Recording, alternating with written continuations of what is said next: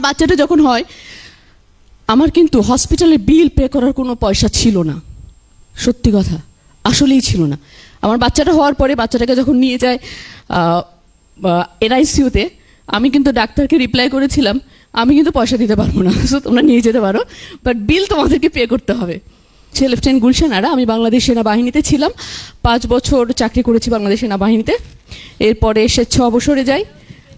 আমার হিস্ট্রিটা আমি এই জন্য বলবো, এখানে সবাই চাকরিজীবী, আমিও একসময় চাকরি করে তারপরে উদ্যোক্তা হলাম। আমি কোনো গল্প বলবো না, আমি আমার গল্পটা একটু শেয়ার করব। আমি যখন আর্মিতে যাই, কেন যাই? আমরা সবাই আর্মিতে যেতে চাই, ডাক্তার হতে চাই, ইঞ্জিনিয়ার হতে চাই, এরকম অনেক কিছু হতে চাই। আমি কিন্তু কিছুই হতে চাইনি। আমি আর্মিতে গিয়েছি বাসা থেকে পালানোর জন্য। সবচেয়ে ভালো অপশন ছিল, হাসার কিন্তু কিছু নাই। একটা মেয়ের জন্য সেফটি, সিকিউরিটি, একটা সম্মানজনক জব, টাকা পকেটে আসবে প্রতি মাসে, সেটা যত অল্পই হোক। তো আমার জন্য সবচেয়ে ভালো অপশন ছিল বাসা থেকে চলে যেতে হলে, বাবা মার সান্নিধ্যে না থাকতে হলে, বাবা মার কথা না শুনতে হলে বের হয়ে যেতে হবে। সবচেয়ে ভালো অপশন আর্মিতে যাও। তো আমি আইএসএসবি দিয়ে যখন বাবাকে গ্রিন কার্ডটার কথা বললাম, আমার বাবা বলল, তুমি না বললা 5 দিন তুমি ফ্রেন্ডদের সাথে বাইরে বেড়াতে যাবা? আমি বললাম, হ্যাঁ গেছি তো, ফ্রেন্ডদের সাথেই গেছি, আইএসএসবিতে গেছি। যাই হোক, ওটা একটা লাইফের একটা পার্ট ছিল আমার। 2 বছরের অক্লান্ত পরিশ্রম ছিল। অক্লান্ত পরিশ্রমের পর আমি একজন অফিসার হয়ে বের হলাম। যেই বাবা আমাকে আর্মিতে যেতে দিতে চায়নি, অফিসার হয়ে বের হওয়ার পরে 1 বছরের মধ্যে আমি অ্যাপেন্ডিক্স জে সাবমিট করলাম, যেটা হচ্ছে স্বেচ্ছা রিটায়ারমেন্ট। এবার বাবা মা, না চাকরি ছাড়া যাবে না, অথচ তারাই কিন্তু কিছুদিন আগে, না মেয়ে মানুষ আর্মিতে যাওয়া যাবে না। আবার আমি যখন আর্মি ছেড়ে দিচ্ছি, না চাকরি ছাড়া যাবে না। যাই হোক, আমি একটু অমত করি অনেকের সাথে যারা চাকরি করেন বা ব্যবসা করেন, যে খুব ক্যালকুলেটিভ ওয়েতে চলতে হবে। আমি না ক্যালকুলেটিভ ওয়েতে চলি না। আমি আমার নিজেরটা শুনি, আমি আমার নিজের ক্যালকুলেশনটা করি। ওই ক্যালকুলেশনের লাভ ক্ষতি যেটাই আসুক না কেন, আমি ওটা একসেপ্ট করার জন্য রেডি থাকি। আর্মির চাকরি যখন ছাড়লাম, তখন মনে হলো সিভিল লাইফটাই দেখবো, ঘুরবো। অনেক স্বপ্ন ছিল, অ্যাটলিস্ট বিএমডাব্লিউ না হোক, করোলা টাইপের, করোলা অ্যালিয়ান টাইপের একটা স্বপ্ন ছিল।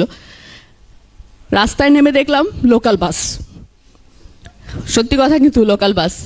আমি যখন শুরু করলাম আর্মির চাকরি ছাড়ার পরে, আমি টিচার হিসেবে মাস্টার মাইন্ডে ও লেভেল ম্যাথস ক্লাস নিতাম।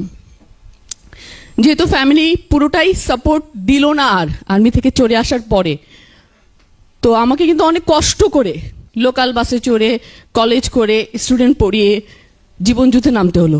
এবং এটা অনেকটা ছিল যে তোমাকে অনেক উপরতলা থেকে ধাক্কা মেরে ফেলে দিল নিচে, এবং তুমি নিচে নেমে দেখলা কিচ্ছু নাই এখানে, কিন্তু তোমার স্বপ্নটা কিন্তু আরেকটু বড় ছিল। তখন আমাদের সরকারি চাকরিতে আমরা বেতন পেতাম খুব কম। আমি সেকেন্ড লেফটেন্যান্ট থাকা অবস্থায় 6,500 টাকা বেতন পেতাম। আর তখন আমারই ব্যাচমেন্ট, ও হয়তো বা 18,000 20,000 টাকার প্রাইভেট জবে ঢোকে। সো ডেফিনেটলি আমি তো সেটাই চিন্তা করছিলাম, না ওটাই বোধহয় বড় লাইফ। কিন্তু আমি কিন্তু দেখিনি আমার পিছনে একটা সিকিউর লাইফ ছিল, সিকিউর একটা জব ছিল, আমার সোশ্যাল সিকিউরিটি ছিল, আমার সোশ্যাল রেসপেক্ট ছিল, রাইট? হ্যাঁ, কিন্তু আমি তার চেয়ে বড় অ্যাচিভমেন্টের দিকে আগানো শুরু করলাম। কিভাবে? এই যে জীবনযুদ্ধে আমি নামলাম, এরপরে আমি কিন্তু জয়েন করলাম G4S বাংলাদেশে। আমি ওখান থেকে ওদের রিজিওনাল HR ম্যানেজার হয়ে পোস্টেড হলাম দুবাইতে। আমার মা বাবা কিন্তু এখনও হ্যাপি না। আমি যখন দুবাইতে পোস্টেড, তখন আমার কাছে 4 জন ব্রিগেডিয়ার জেনারেল রিপোর্ট করে, কারণ আমি ছিলাম রিজিওনাল HR ম্যানেজার। সো 4টা কান্ট্রির 4 জন ব্রিগেডিয়ার জেনারেল ছিলেন, যারা ওই কান্ট্রির HR ম্যানেজার হিসেবে কাজ করতেন। তারা কিন্তু লিটারেলি আমাকে রিপোর্ট করতেন। স্টিল গতকালকেও আমার মা আমাকে বলতেছে, চাকরি করাটা ভালো ছিল না। সো আপনারা যতটুকুই যান, যত দূরেই যান না কেন, লাইফের এই যে সময়টা, যে আমি কি করব বা আমি যেটা করছি সেটাকে আমি ওন করি কিনা, আমি কতটুকু ওন করি, আমি চাকরি দিব, চাকরি নিব, সবাই যদি চাকরি দেয় চাকরিটা করবে কে? আমার তো লোক দরকার আছে, রাইট? সো আমি কই লোক পাবো কাজ করার জন্য?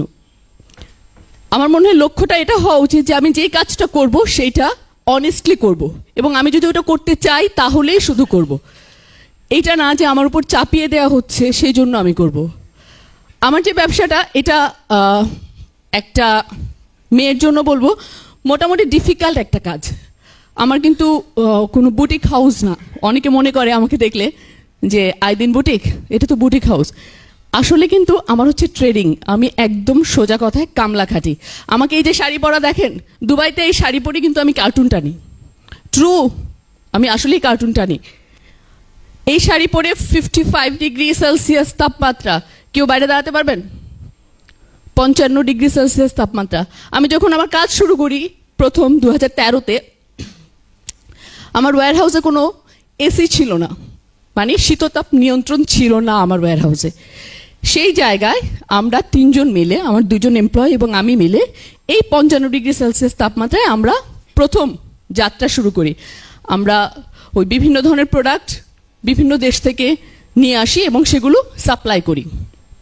যেটা আপনারা বলতে পারেন যেমন প্রাণ করে, স্কোয়ার করে, তারা সাপ্লাই চেন, যেটা FMCG বলি, আমার হচ্ছে সেই কাজটা। এরপরে এই কাজটা করতে গিয়ে অনেকে হয়তো ভাবছে যে অনেক টাকা লাগে এটা করতে। না, আসলে টাকা অতটা লাগে না। এখানে অনেক ব্যাংকার আছেন আমাদের, ব্যাংকের টাকাও আসলে লাগে না।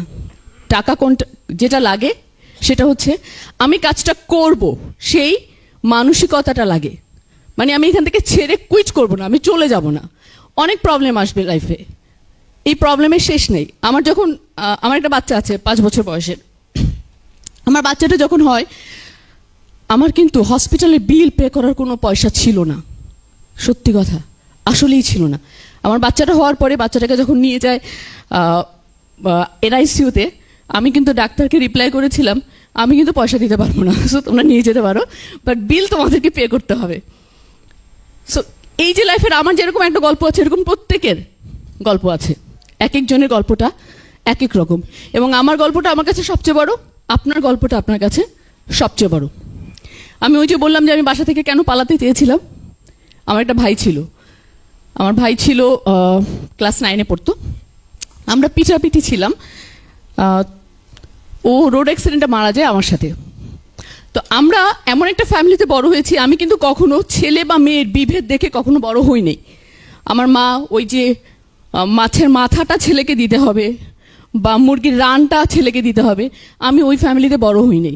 আমরা একসাথে বড় হয়েছি, হেসে খেলে বড় হয়েছি। কিন্তু ভাইটা মারা যাওয়ার পরে দেখলাম সবাই কাঁদে, আহারে কোনো ছেলে তো নেই।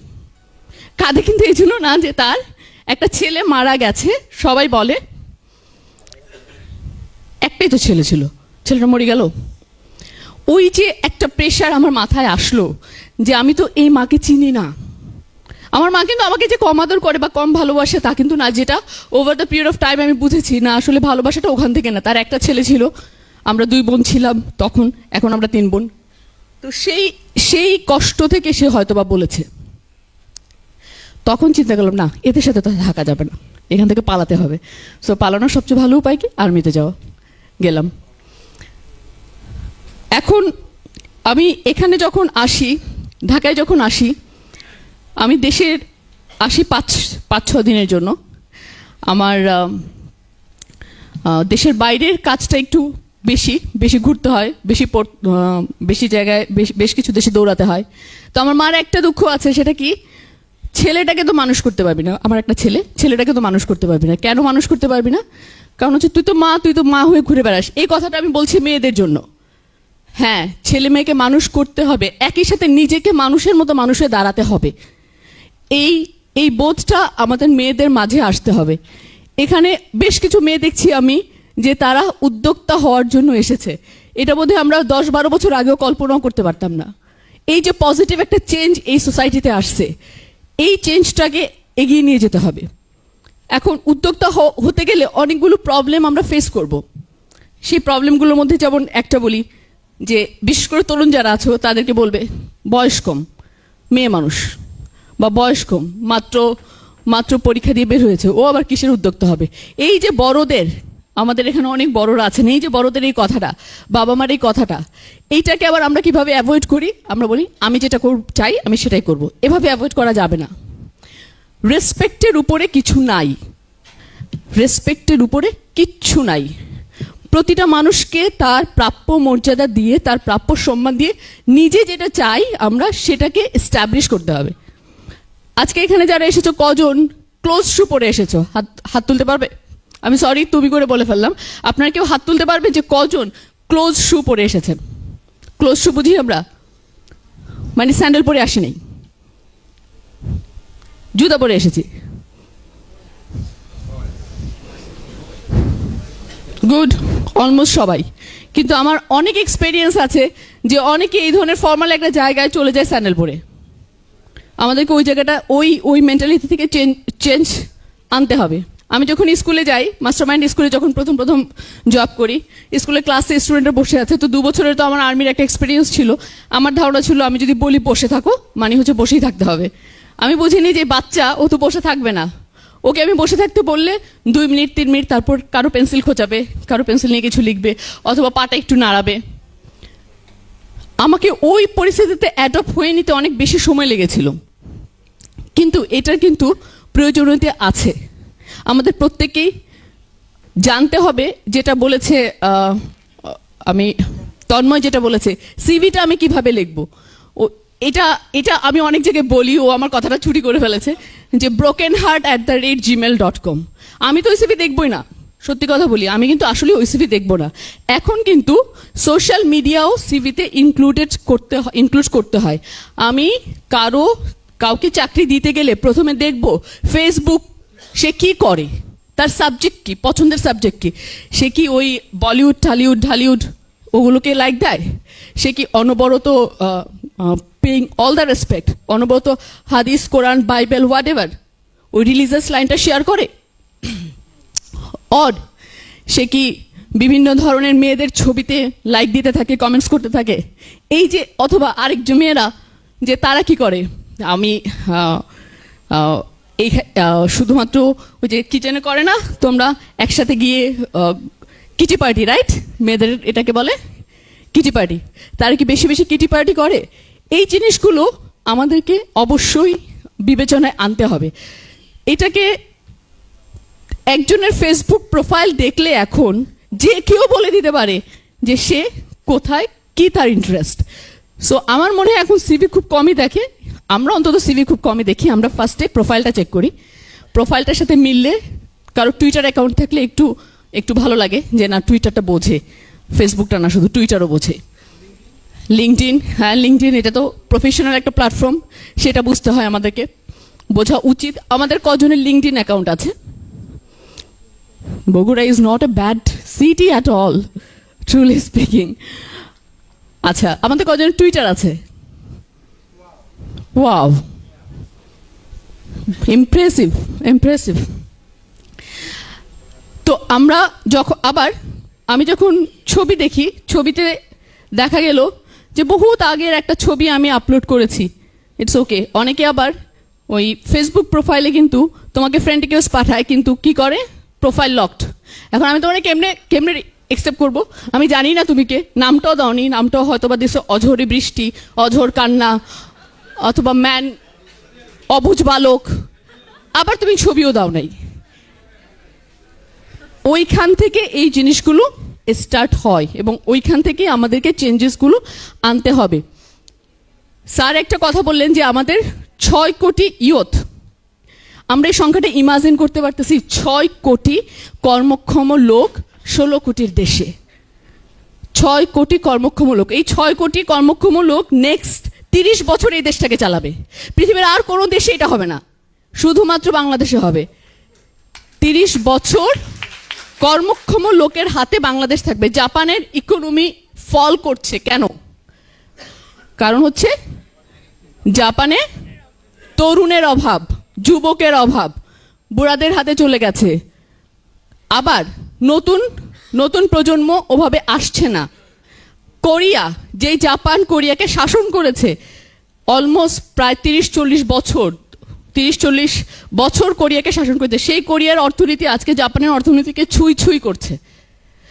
আমি কোরিয়াতে বেশ কয়েকটা বড় ওদের গভর্নমেন্ট লেভেলের উদ্যোক্তাদের সামিটে যাই। ওখানে গভর্নমেন্ট থেকে এতটা বেশি সাপোর্ট দেওয়া হয় এসএমইকে, আমাদের এখানে যদিও আমার মনে হয় যে আমাদের গভর্নমেন্টকে এটা খুব বেশি নজর দিতে হবে। আমরা সাপোর্ট দেই বড় উদ্যোক্তাদেরকে, আমরা এসএমই কে সাপোর্ট দেই না। উইদাউট সাপোর্টিং এসএমই কোনো কান্ট্রি দাঁড়াবে না, ইটস নর্মাল। কারণ হচ্ছে আমার এসএমই হচ্ছে আমার চালিকা শক্তি, মধ্যবিত্ত ফ্যামিলি একটা দেশের চালিকা শক্তি, মাথায় ধরে নিতে হবে। যার 1000 কোটি টাকা আছে সে কিন্তু পড়ে যাবে না, ওই 1000 কোটি টাকা রোল হবে, 1000 কোটি টাকা থেকে 100 কোটি টাকায় আসতে পারে, 0 টাকায় আসবে না। কিন্তু যার 0 টাকা আছে তাকে 1 কোটিতে 2 কোটিতে পৌঁছাতে হবে। এই জিনিসটা আমাদেরকে এই সেমিনারগুলোর মাধ্যমে গভর্নমেন্টের কাছে মেসেজটা দিতে হবে। আমাদের উদ্যোক্তাদের লোন দেয় কত স্যার?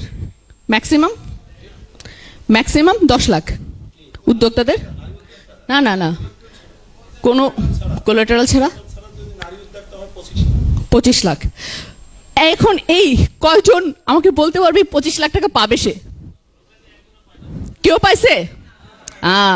আমাদের এরকম আমাদের অনেকে আমরা জানি না, that is true, very true, যে আমরা জানি না যে 25 লাখ টাকা পর্যন্ত আমরা লোন পাই। বাংলাদেশ ব্যাংকের বোধহয় আরো বেশি আছে, রাইট? বাংলাদেশ ব্যাংকের এটা, আচ্ছা আচ্ছা। কিন্তু কয়জন পেয়েছে? হাত তোলো। কয়জন অ্যাপ্লাই করেছো? কেউ পাবে না। আমাদের নীতি আছে, নীতি প্রয়োগ নাই। এই প্রয়োগটা তোমাদেরকে করতে হবে। এই প্রয়োগটা প্রতি জায়গায় যেখানে যাও বলতে হবে, লিখতে হবে। ফেসবুকে লিখো না, একজন লিখো, শেয়ার করো, ভাইরাল করো। কি কে কাকে খাওয়ানোর জন্য 10 টাকা দিল, ভাইরাল করার দরকার নেই। 10 টাকা, 20 টাকা, 100 টাকা, 200 টাকা দিতেই পারে বাংলাদেশের মানুষ, কিচ্ছু যায় আসে না। এই নীতিগুলোকে ভাইরাল করো, যেই নীতিগুলো আছে প্রয়োগ নাই বা আমার জন্য এটা প্রয়োজন। আমরা কি চেয়েছি? 6 মাসের বাচ্চা হওয়ার পরে 6 মাসের একটা কি দেয়, ম্যাটারনিটি লিভ। এটা ভাইরাল হয়েছে। 6 মাস তুমি যদি কাজের বাইরে থাকো, তুমি কি মনে করো যে ফেরত এসে তুমি আবার তোমার সহকর্মীর সাথে দাঁড়াতে পারবা? কখনো পসিবল না, কখনো পসিবল না। কঠিন, ও বলেছে কঠিন, কিন্তু আমি বলবো পসিবল না। আমার জন্য কঠিন হবে, আমার জন্য পসিবল না, আমার বাচ্চার জন্য কঠিন হবে। কারণ আমার বাচ্চার পিছনে আমার ব্যাকআপ থাকবে, কিন্তু আমার পিছনে কিন্তু আমার বাবার ব্যাকআপ ছিল না। সো আমার জন্য পসিবল না। সো এই নীতিগুলোকে আমরা ভাইরাল করি, কিন্তু আমরা এইগুলোকে জানাই না। আমাদের টিন সার্টিফিকেট কজনের আছে? আমরা কি জানি? আমরা যখন ট্যাক্স দিই আমরা সবাই চিন্তা করি, সবারই একজন করে ট্যাক্সের লোক আছে যে ট্যাক্সটাকে একটু কমায় দেয়, রাইট? এটার ব্যাড এফেক্ট কি? ব্যাংকারদেরকে জিজ্ঞেস করছি, স্যার এটার ব্যাড এফেক্ট কি? এই যে ট্যাক্সটা আমি কমাই, বঞ্চিত হয়ে যাচ্ছে, ডেভেলপমেন্ট ওয়ার্ক